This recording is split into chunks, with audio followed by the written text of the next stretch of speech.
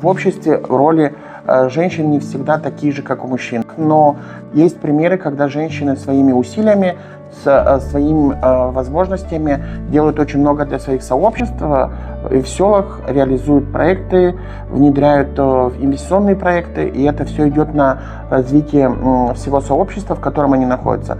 Поэтому нам показалось, что это будет очень интересным, если мы будем тиражировать и распространять такие истории для того, чтобы вдохновлять других женщин в Гагаузии на то, чтобы они что-то могли делать и для своих сообществ.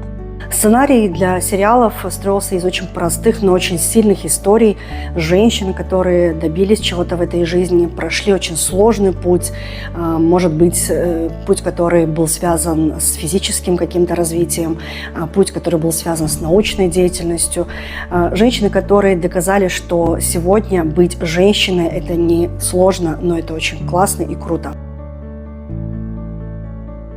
Мы с прошлого года начали работать одним из наших партнеров, самых таких крупных и устойчивых. Это Independent Media Support, организация, которая размещается в Дании, работает сейчас активно в Молдове по поддержке независимых медиа.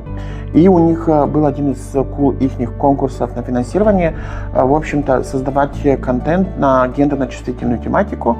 В общем, это и послужило толчком для того, чтобы разработать идею этого проекта, в рамках которого мы и работаем сейчас над съемками 5 документальных историй о женщинах Гагаузии, которые внесли определенный вклад или сделают усилия для того, чтобы развивать свои сообщества.